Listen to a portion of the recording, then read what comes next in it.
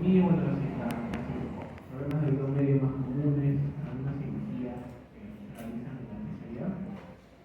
Y eso, básicamente.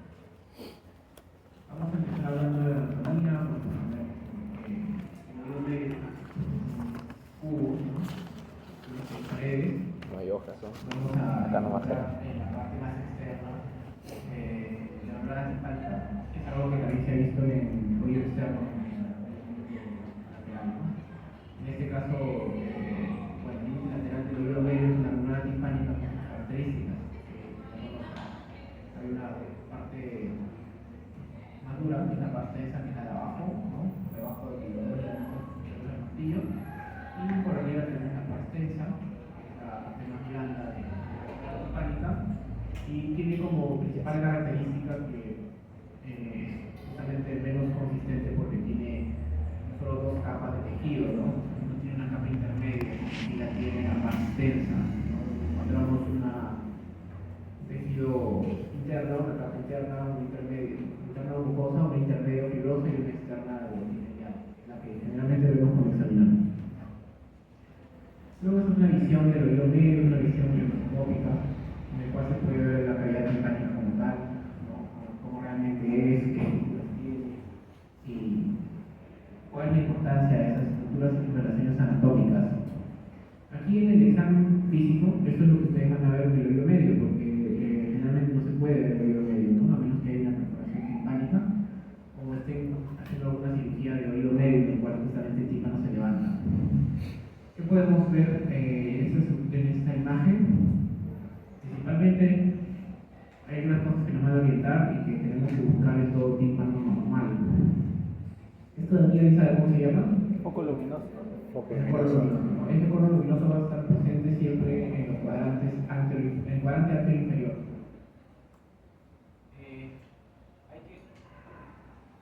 Hay que ver que la descripción de las lesiones en la membrana o del tímpano general se va a dividir por cuadrantes. Entonces hay una línea que se traza a nivel del lumbo, que es esta zona, que es la inserción más distal del mango del martillo, y otra línea que pasa justamente por el lumbo, pero vertical, que va a dividir el tímpano en cuatro cuadrantes, dos anteriores y dos posteriores, dos superiores y dos inferiores.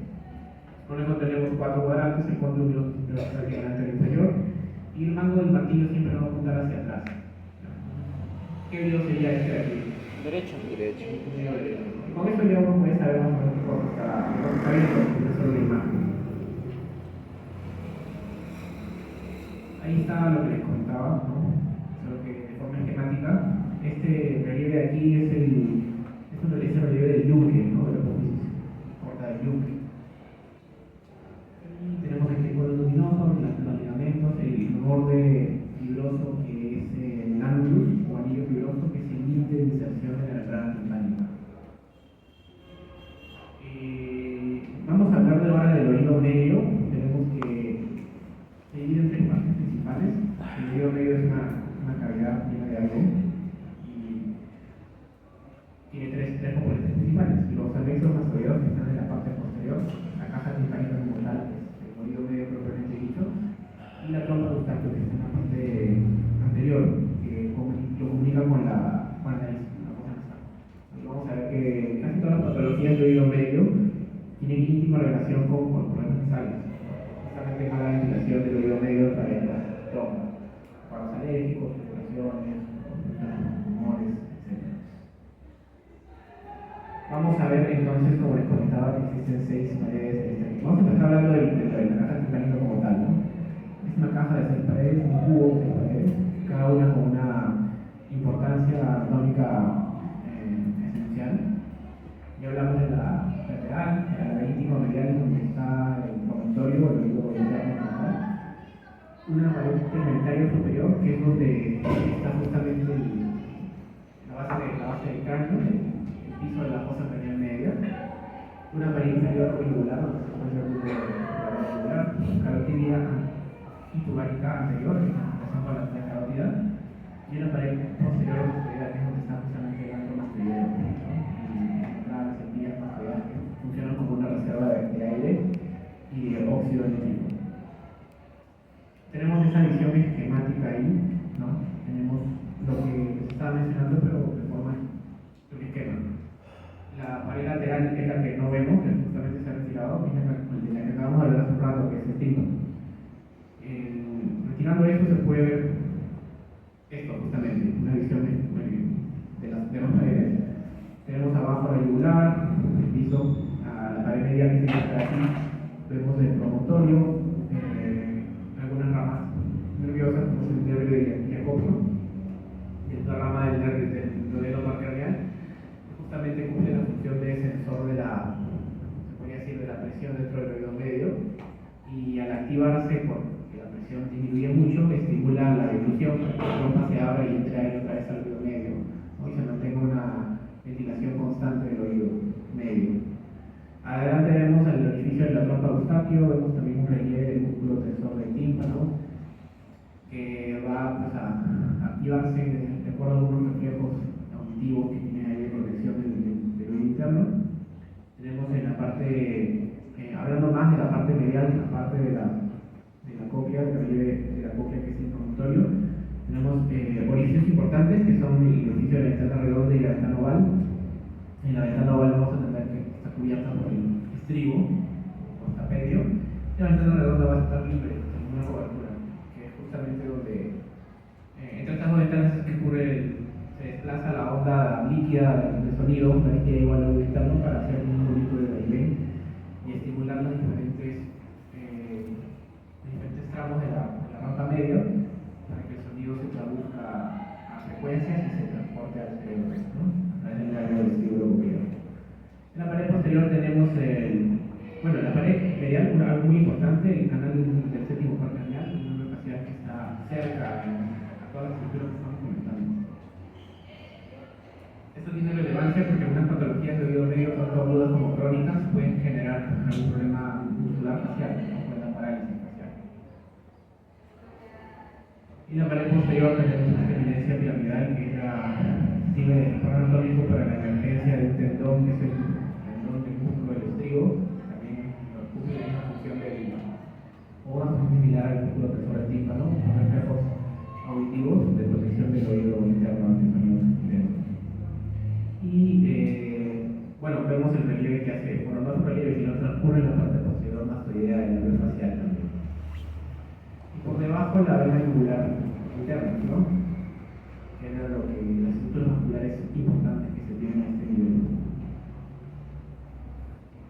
Lo mismo, esta es una visión endoscópica, o sea, como que real, ¿no? Cómo se ve realmente. Es básicamente lo mismo, solo que ya no en esquema, ¿no? Ahora esto es un oído izquierdo ahora. Tenemos esta parte, esta es la parte posterior, esta es la parte anterior. Acá tenemos el tendón del músculo del martillo, el orificio de la trompa de Eustaquio, el promontorio, las heridas hipotimpánicas, la pirámide, el nervio facial. Es decir, todas las estructuras que vimos en el esquema que se ven de forma real, pero que a veces son un poquito difíciles de identificar, ¿no? Pero ahí están. Entonces vean la relación íntima del nervio facial con todas las estructuras del oído medio. Es pequeño en realidad. Cualquier problema infeccioso puede generar compromiso del nervio facial.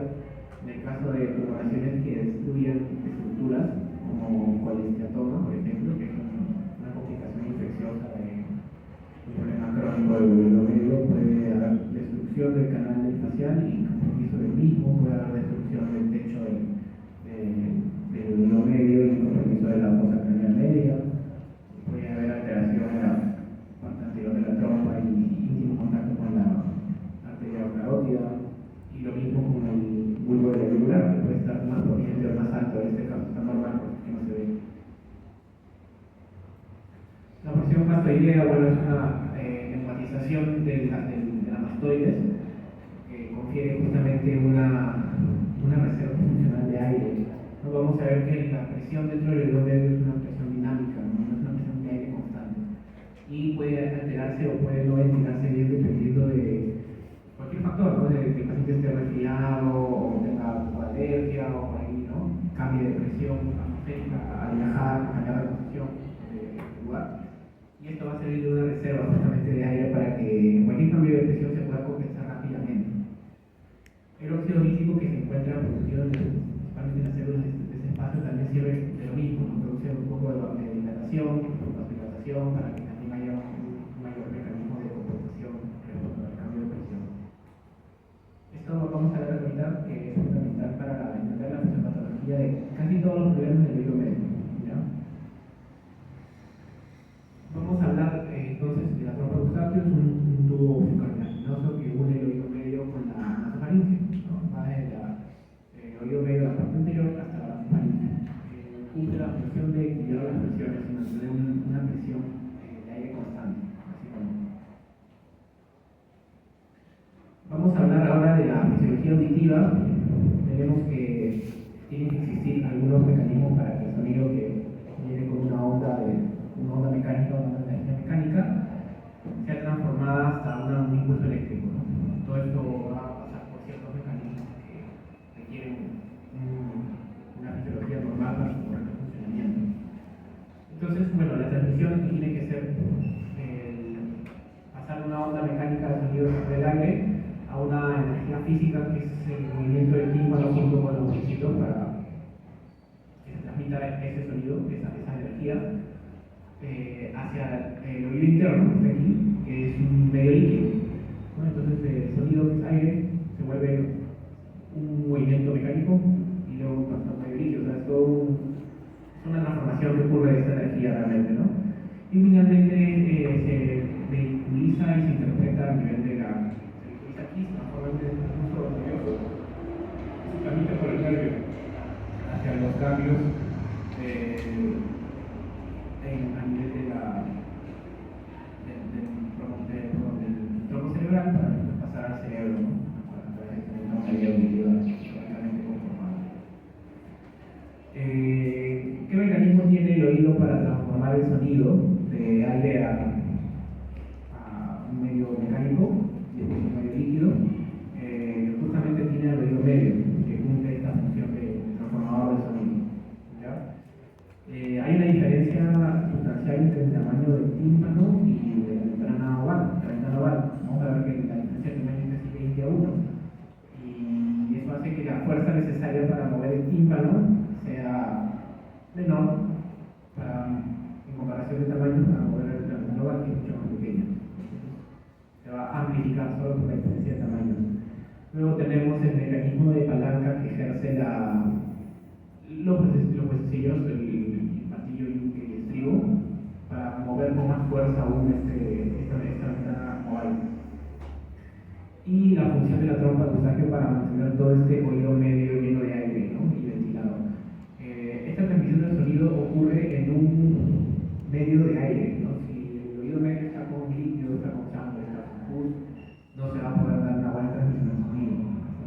Entonces, eso es esencial también para entender por qué es que hay un problema de oído medio general también en la audición. Todo este es el mecanismo de conducción del sonido. Entonces, ahí cuando vean audiometrías, van a ver que hay un tipo de pérdida auditiva por conducción mala, ¿no? Acusia conductiva. ¿Por qué? Porque no se conduce el sonido. Hay algún problema en todo esto. Puede ser en la oreja, en el cardión, en el conducto, en la membrana, en los huesecillos, en el oído medio, en la trompa, cualquier cosa, hasta que llegue al oído interno, ¿no? Bueno, en el proceso de transformación del sonido vamos a tener que hay una onda viajera que se da toda la vuelta al oído interno, toda la vuelta a la cóclea, desde la ventana oval, las 2 vueltas y media que tiene pues, el caracol hasta el helicotrema, que es esta parte, y se pasa a la otra rama, ¿no? La ventana oval está en íntima relación con la rama vestibular y la ventana redonda está en íntima relación con la rama mecánica. Y al medio está la rampa media, que es donde está realmente el órgano corti, que es el que recepciona estas vibraciones y las transforma en un impulso eléctrico, ¿no? Entonces, esta onda va a viajar desde la parte más cercana al oído medio, donde están las frecuencias más agudas, y va a pasar hasta el helicotrema, que es esta zona que son las frecuencias más graves, ¿ya? Y toda la cóclea tiene una tonotropía, es decir, hay unas zonas de la cóclea que vibran mejor dependiendo de la frecuencia. Entonces, las frecuencias más agudas, más cerca al oído medio y las frecuencias más graves más lejos, a nivel del helicotrema, que es la parte más superior del oído medio. Esto va a hacer que cada parte de la rampa media vibre dependiendo de cada frecuencia. Por eso es que tenemos la capacidad de discriminar por frecuencias. Y obviamente que ese órgano de Corti en esa zona va a dar también la información para unos nervios que también tienen esa misma tonotropía. Ahí está cómo es que se va el sonido dividiendo de acuerdo a la frecuencia que tiene para nosotros interpretar el mismo y poder saber qué tipo de sonido es.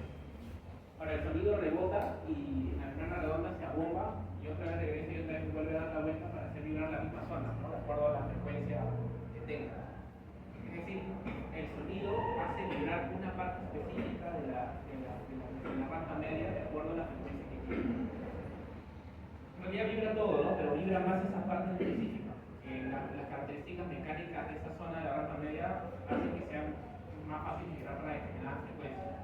¿Ustedes alguna vez han visto una copa, por ejemplo, cuando la tocan? Vibra de alguna forma, ¿no? Tiene una tonalidad. Lo mismo ocurre con esto. Cada parte tiene una zona específica para vibrar de tal manera con el.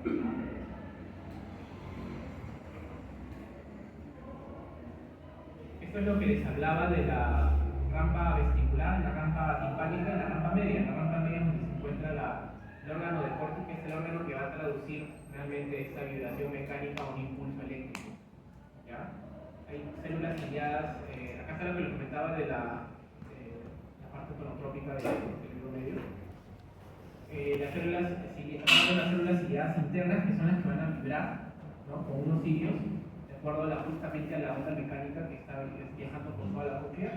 Van a haber unas células ciliadas externas que van a tener esta membrana de aquí, que se llama membrana tectoria, que sirve de mecanismo de regulación del mismo cerebro para uno escuchar más o menos determinada frecuencia o protegerse también para el ruido. Células ciliadas externas se contraen, acercan la membrana tectoria a las células ciliadas internas, que son las que se mueven y vibran con el sonido, para que justamente haya una mejor vibración de la misma. Esto nos habla de que el oído y la audición no es un mecanismo solo de dar información, sino tiene una regulación cerebral, incluso consciente. De repente ustedes han experimentado el hecho de que alguien está hablando con ruido y si prestan atención, de repente pueden escuchar un poquito mejor lo que dice, tratando de escucharlo, ¿no? Uno de los tantos mecanismos que hay es uno es este, ¿no? A través de la contracción de las células ciliadas externas que acercan la membrana tectoria a las células ciliadas internas. Igual ocurre con el ruido, ¿ya? Uno puede alejar las células ciliadas externas también cuando se prepara para un sonido muy intenso, ¿no? Sabe que algo va a sonar fuerte y como que algo se pone así, ¿no? Incluso se contrae el canal del cuerpo y todo. Es diferente y produce más daño un sonido intenso cuando uno no lo espera. Igual que pasa algo, todos estamos atendiendo la clase y esa expresión va a hacer más daño a alguien que ya sabía que iba a explotar. Muy bien, vamos a hablar ahora de la otitis media aguda. La otitis media en realidad va a responder a secreción, y esa secreción tiene que ser una secreción prudenta que se va a encontrar en el oído medio, ¿no? Al hablar de exudado ya hablamos de una secreción purulenta en el oído medio. La mayoría de veces esta secreción va a deberse a causas infecciosas, ¿no? No hablamos de secreción serosa, no hablamos de transudado, hablamos de exudado, una otitis media aguda. Quiere decir que hay algo ahí inflamatorio, ¿no? Y muchas veces, casi todas las veces, infeccioso. Vemos aquí un oído normal, vemos luego que se llena de pus, ¿no? Y vemos cómo el tímpano cambia respecto a este acontecimiento, ¿no? El tímpano se abomba, se pone rojo, se inflama. Y obviamente cuando nosotros examinemos vamos a ver justamente eso, ¿no? El tímpano abombado, inflamado, eritematoso. En las fases siguientes de la enfermedad se va a ver incluso se puede ver incluso una perforación y una salida de material purulento hacia el conducto. ¿Ya? Es decir, los hallazgos de la otitis media van a tener una fase en la que te encuentres.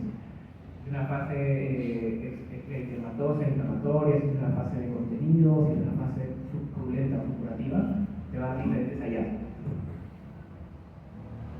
Ya. Justo hace un rato hablábamos del rol primordial que tiene la trompa de Eustaquio. ¿Y qué es lo que hace la trompa de Eustaquio para mantener una fisiología adecuada del oído medio, ¿no? Entonces ahí vemos estas tres como que fases fisiopatológicas que se dan cuando hay un problema del oído medio, justamente. Ya tenemos que hay una mala ventilación de la trompa, está tapada por algún motivo, puede ser por una infección aguda de la nariz, puede ser por una tumoración que exista en la rinofaringe, una adenoide grande, ¿no? Y esto va a hacer que la ventilación se comprometa, ¿ya? Y que justamente haga que no pueda entrar aire al oído medio. Esta falta de aire o de ventilación del oído medio va a generar un vacío en el oído medio, lo cual va a generar una presión negativa.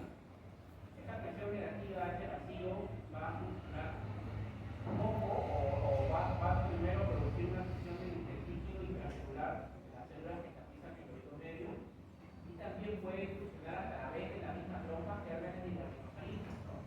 Y los cuales van a llevar finalmente a que se produzca una colonización del oído medio, que suele ser una cavidad estéril, ¿no? Y va a producir un cuadro infeccioso finalmente. Pero vean que todo empieza con un problema de trompa, ¿no? Casi la mayoría de patologías del oído medio y de nariz, incluso la sinusitis y todo eso, pueden empezar con un resfriado nada más.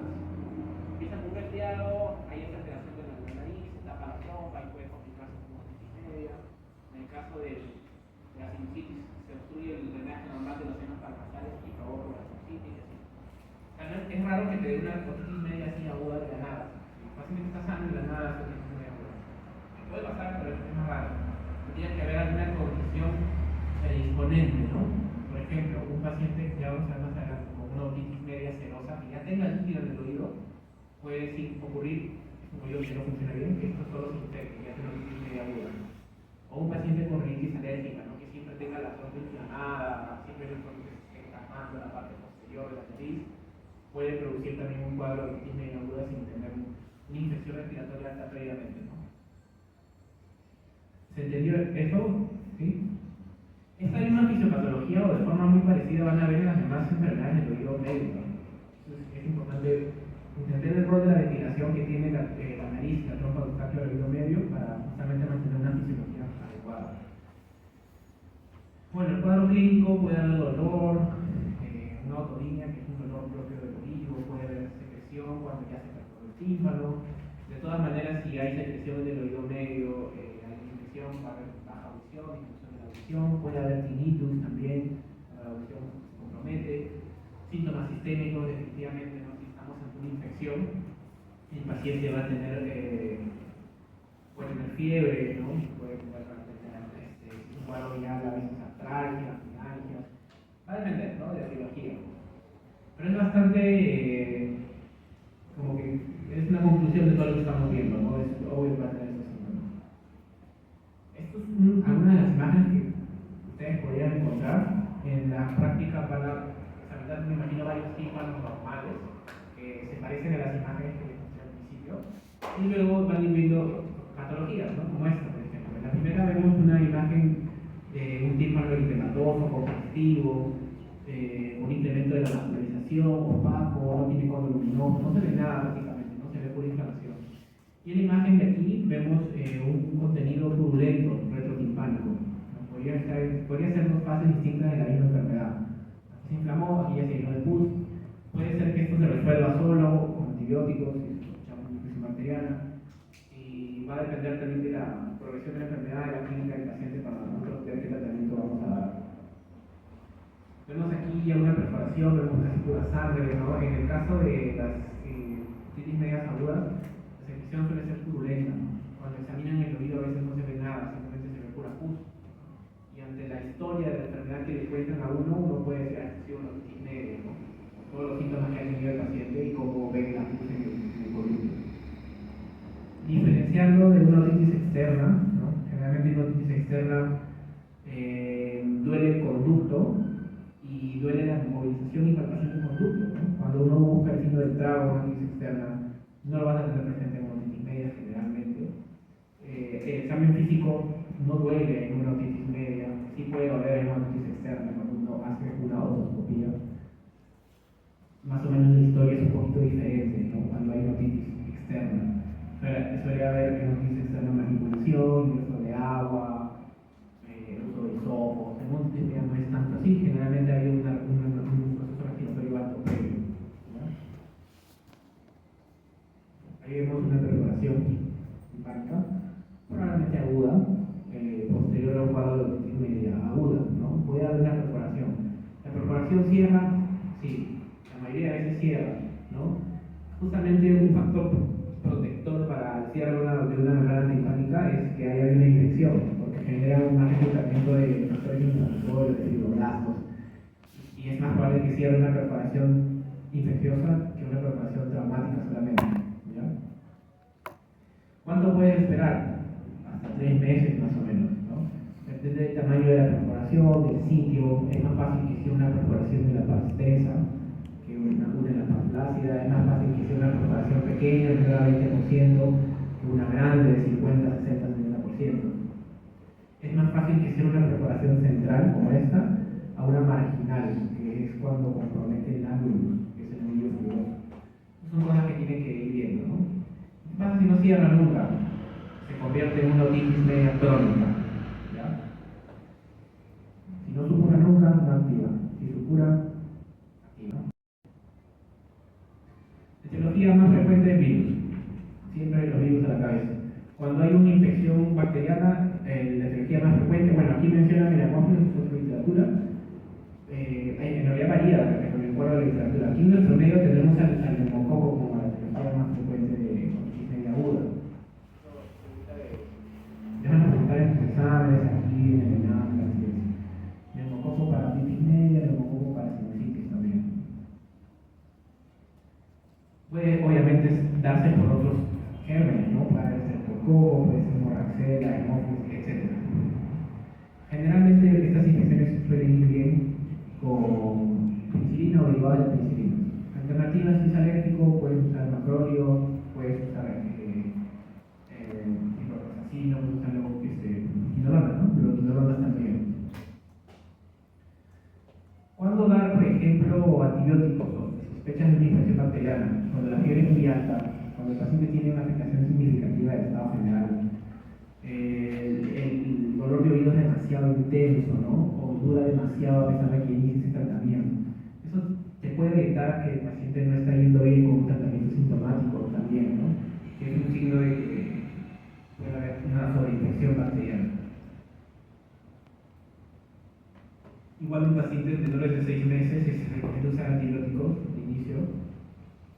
Entre 6 y 24 meses cuando tiene una afectación bilateral.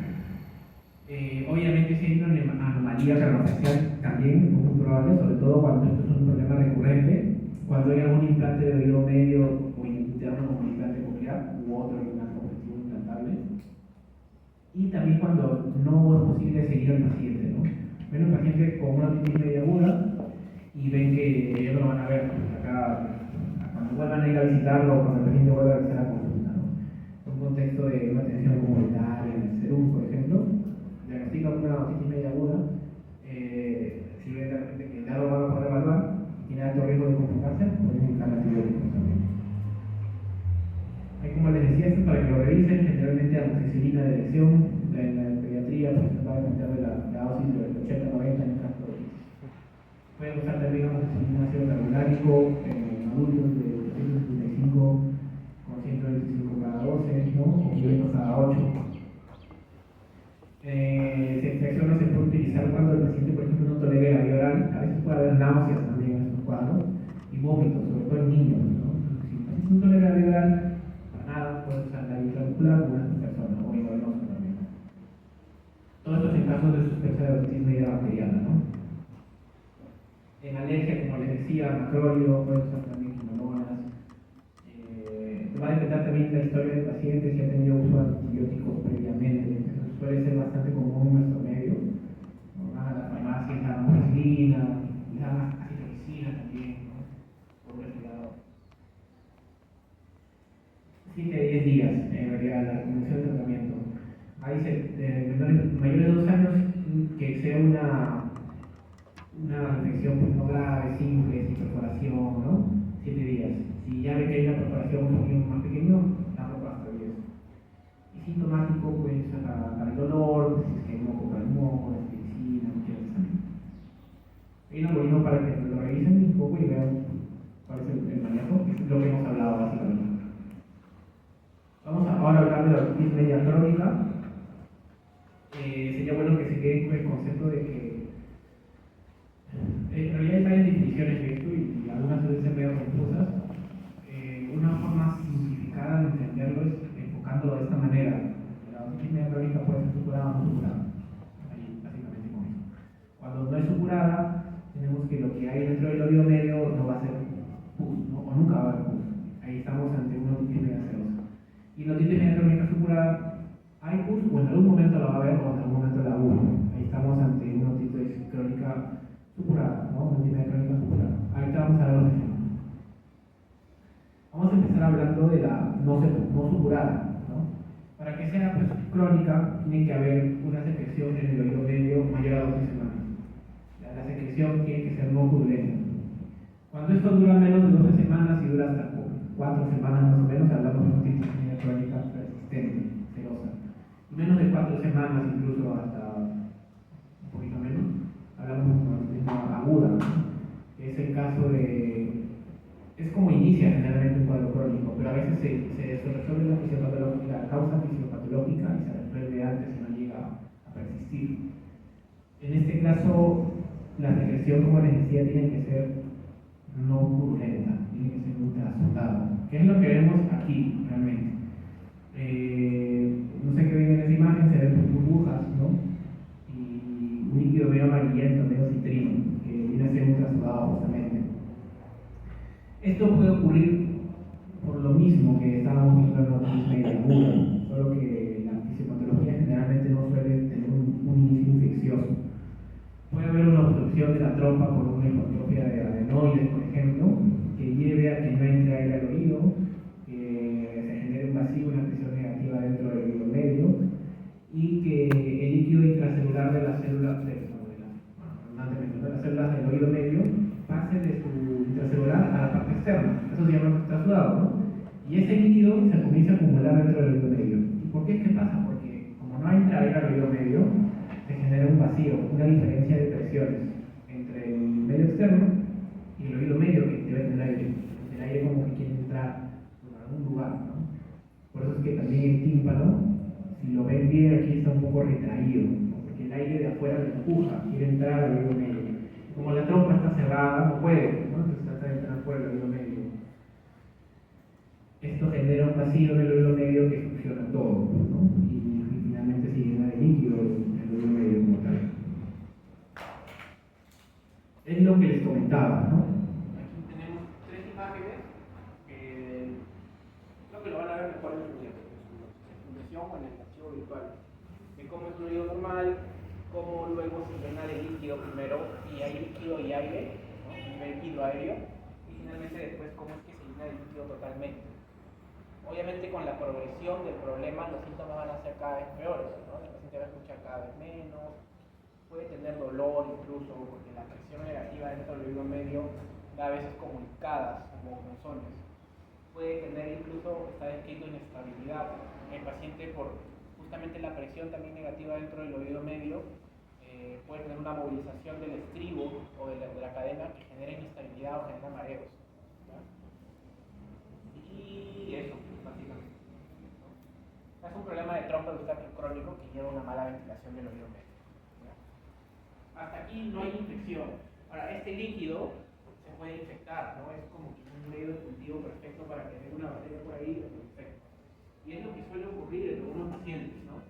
Por ejemplo, un criterio para nosotros aquí poner un tubo de ventilación, que es lo que se hace para sacar el líquido y mantener una ventilación que no sea por la trompa, pero por el tímpano, hacer un hueco, tirar el líquido y poner un tubo.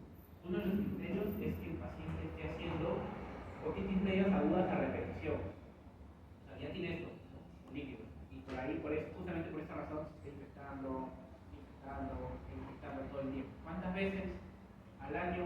4 veces. ¿Al año 3 veces o 4 veces en 6 meses? Lo que les comentaba, la plenitud oral es sentir como que el oído tapado, ¿no? De una manera adecuada de decirlo. Y también puede haber autofonía. ¿Alguien sabe qué es autofonía? ¿Hasta qué hora la clase? Ah, ya. ¿Quién sabe qué es autofonía? ¿A qué le suena?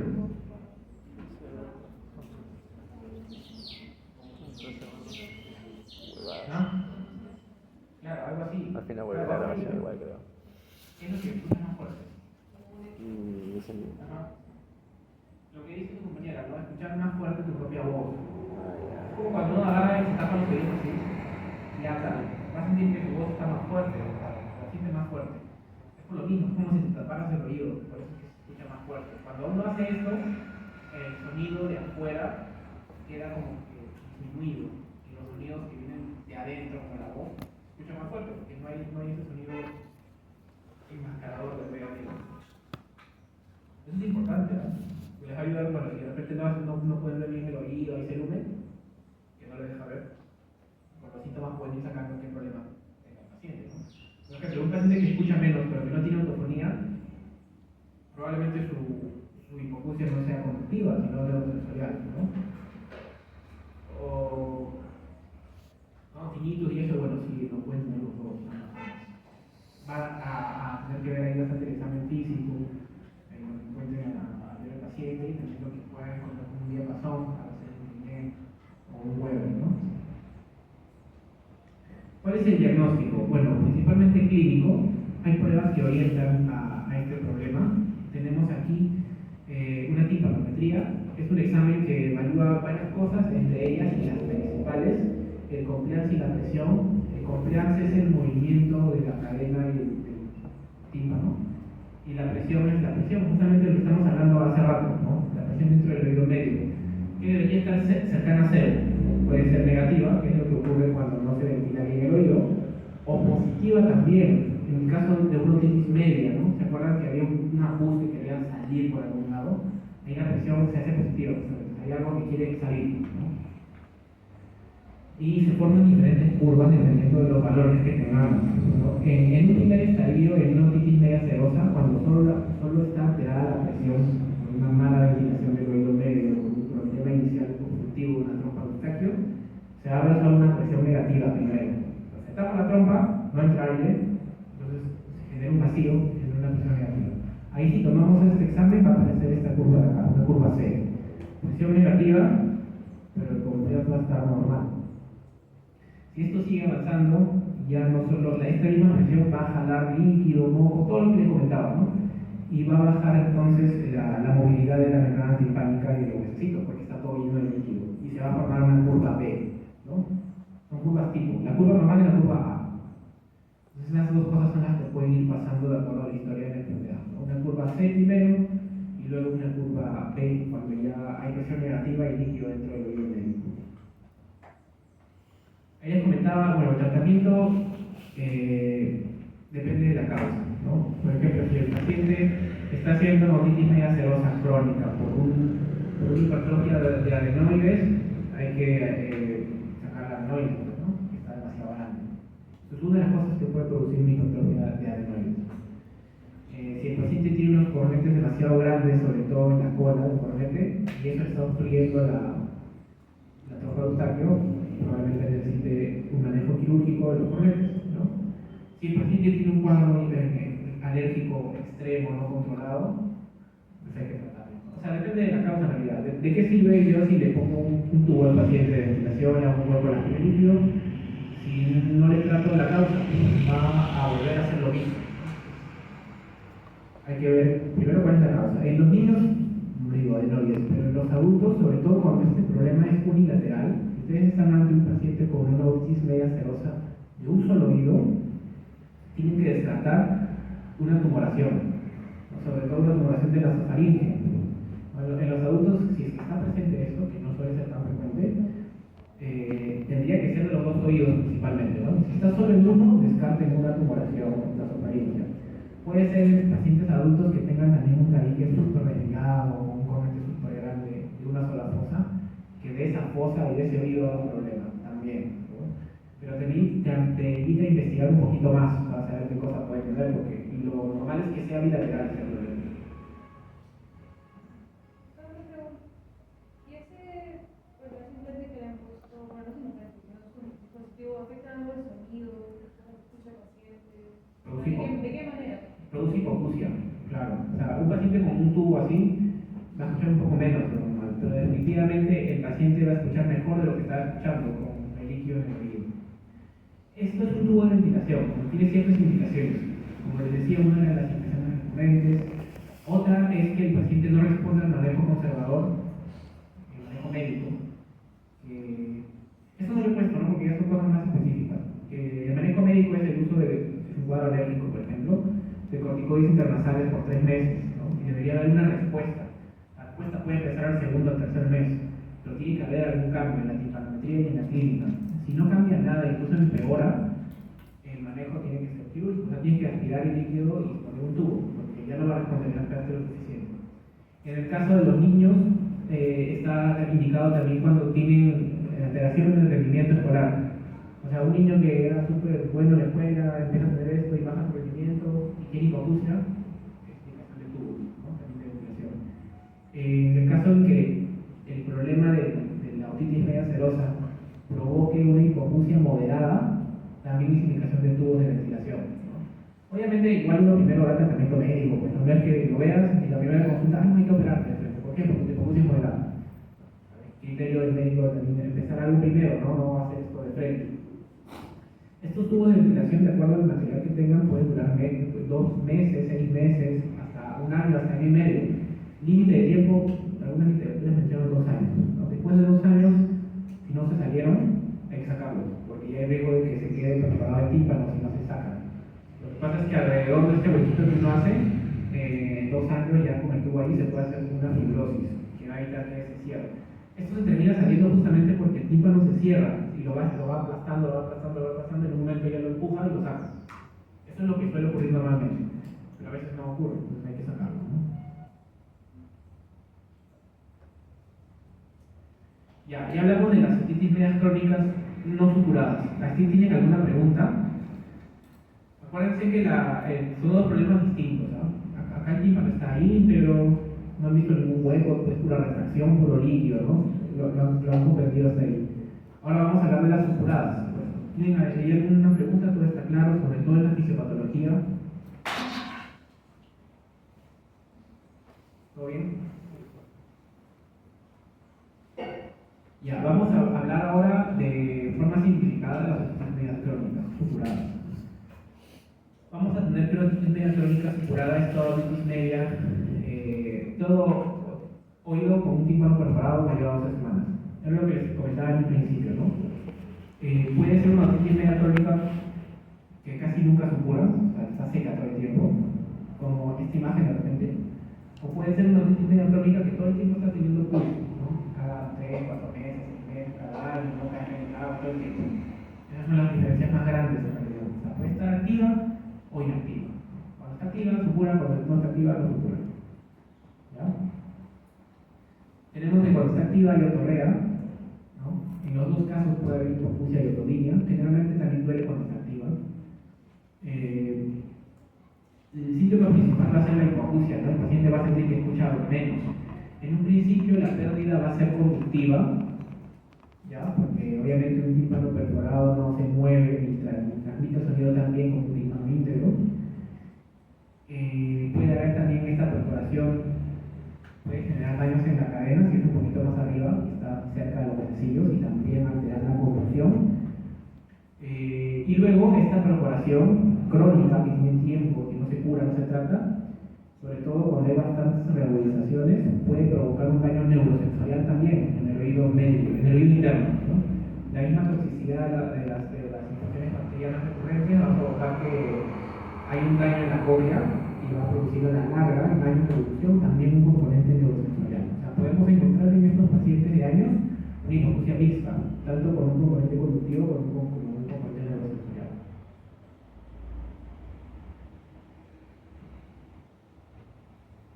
El tratamiento para definitivo va a ser quirúrgico, no hay que cerrar el defecto, porque ya no se ha cerrado solo en 4 semanas. Y obviamente cada vez que haya una otitis media aguda o otitis media crónica realizada, tratarla. En estos casos muchas veces se puede usar antibióticos antiseuromonas, ¿no? Que suele ser la bacteria más frecuentemente encontrada en los cultivos de regularizaciones de los cuadros crónicos, ¿no? Dancitro, Leo, o alguna bacteria que cura pseudomonas, ¿no? Puede a veces también haber gérmenes, puede ser también una solarización polimicobiana, ¿no? Hay que dar para aerobios, etc. Acá cambia un poquito la cosa porque es algo que ya está crónicamente colonizado, ¿no? Hay que hacer un paréntesis en este subtipo de infección crónica, que es la otitis media crónica colesteatomatosa. Es un tipo de infección, es un tipo de otitis media crónica en el cual el tejido epitelial, el conducto, acá hay piel, en el conducto hay piel, pasa al oído medio y genera una tumoración epitelial. O sea, en el oído medio no debe haber piel. ¿Se acuerdan que les hablaba de que el tímpano tiene una parte flácida y una parte tensa? Y cuando hay una perforación en la parte flácida o una retracción en la parte flácida, es más fácil que la piel entre al conducto, entre al tímpano, al oído medio, perdón. Y quiere decir que una perforación en la parte flácida es susceptible de formar un colesteatoma, más susceptible de formar un colesteatoma. ¿Qué otro factor de riesgo hay cuando la perforación está en la parte tensa, pero es marginal, o sea, está en los bordes, es decir, compromete el ángulo? ¿No? Eso ocurre pues, cuando la perforación está ahí, ¿no? El ángulo forma como un límite que evita que eso pase. Cuando está comprometido el ángulo, hay riesgo de que haya una migración del tejido de la piel, del conducto, hacia el oído medio. Ajá.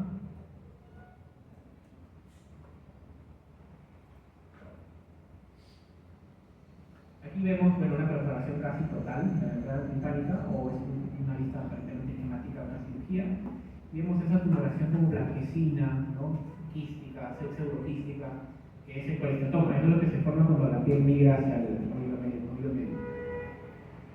¿Por qué tiene características importantes o por qué es relevante diferenciarla? Porque esta tumoración destruye todo a su paso. Mientras va creciendo, va destruyendo la cadena, puede lesionar el nervio facial, puede meterse al oído, a la fosa craneomedia, puede meterse a la trompa, puede destruir la pared anterior, es decir, puede destruir todo. Entonces es algo que tiene que controlarse rápido. La mayoría de pacientes que tienen esto tienen años de evolución, ¿no? Entonces esto se ha metido a la mastoide, se ha destruido la cadena, el nervio facial, ha lesionado el canal sensible lateral, etc. Esa cierta particularidad es entender que existe esto, ¿no? Vamos a ver un poco de las cirugías que se hacen en oído medio. Vimos que hay perforaciones, cómo las cerramos haciendo una timpanoplastía, que es el cierre quirúrgico de la perforación. Se puede hacer un colgajo y poner el injerto por debajo del colgajo, pero por encima de la capa fibrosa de la parte tensa. Eso se llama overlay. Podemos hacer un colgajo de la piel del conducto y levantar todo junto con todo el tímpano también, las 3 capas de tímpano, y poner el injerto debajo de todo y apoyarlo en el martillo o en el resto de huesecillos. Eso se llama underlay.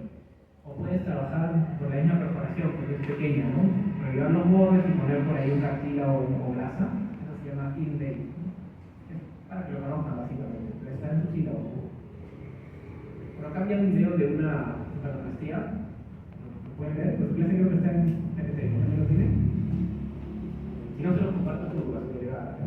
Es un video de una timpanoplastía. Es algo esquemático para que vean cómo se hace nada más. Luego otra cirugía que se hace es una mastectomía, es una resección total o parcial de las semillas mastoideas. Puede ser parcial o total, puede ser simple o puede ser radical cuando también eliminan la pared posterior del conducto, en el caso de los radicales. Puede ser retrógrada cuando empiezas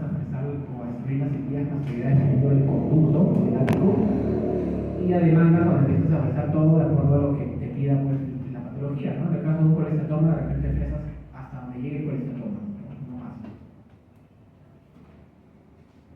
¿Cuáles son las indicaciones? Esta, justamente la colestatoma es una para encontrar hasta dónde se mete y sacarlo. Una otitis media aguda complicada que esté teniendo problemas, no sé, pues, de accesos intracerebrales, meningitis, que esté provocando una parálisis nerviofacial, ¿no? Está indicado hacer una mastectomía para descomprimirlo nerviofacial, para sacar la pus de las suaves secreciones. Y también para hacer cirugías de dispositivos implantables, ¿no? Como es el implante coclear, en el cual para acceder al oído medio desde la parte posterior mastoidea hay que fresar las espigas mastoideas y fresar también una parte de la pared posterior para entrar hacia el conducto y poner por ahí un electrodo. Esta es una cirugía de una mastectomía. Otra cosa que se hace así luego es la stapectomía, que es una exégesis parcial o total del estribo, que es el sitio ahí, el último, que está más cercano al oído interno, indicado principalmente en este problema de otoesclerosis, que es una enfermedad en la cual la platina del estribo o base se calcifica y se une a la ventana oval, ¿no? Y no dejan, pues, no dejan que se mueva libremente. Esto produce una hipoacusia conductiva, ¿no? Como no se mueve bien el estribo, está pegado a la ventana oval, el sonido no puede conducirse de manera adecuada, ¿no? Eso se llama otoesclerosis. Y para tratarlo, el estribo se saca y se reemplaza por una prótesis. Ahí hay un video de eso. Luego tenemos la cirugía como la dilatación del trompa eustaquio, que está indicado en algunos pacientes específicamente, sobre todo cuando ya se ha colocado con ventilación, se ha hecho implanoplastías y el problema persiste. Hay recomendación de hacer un procedimiento de dilatación del trompa eustaquio, que consiste en entrar con una óptica por la nariz, meter el dispositivo de dilatación por la misma nariz, llegar a la trompa y ampliar la trompa de forma quirúrgica de este modo. Y finalmente los dispositivos implantables de oído medio hay un montón. Ahí mencionan dispositivos implantables hay un montón. De oído medio no existe uno, que es este de aquí. Está también en tu filo, por eso lo puse.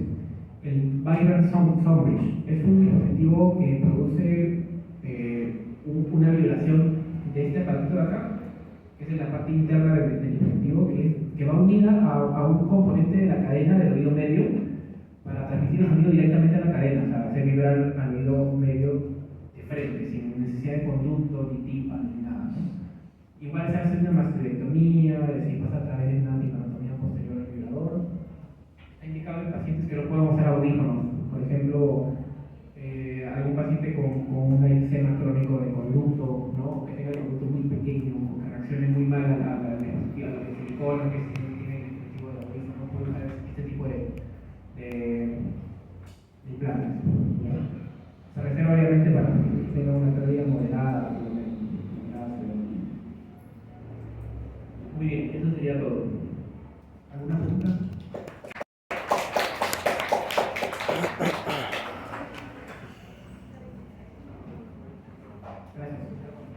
No, ¿tus auriculares? Auriculares. No sé, ¿para qué fue?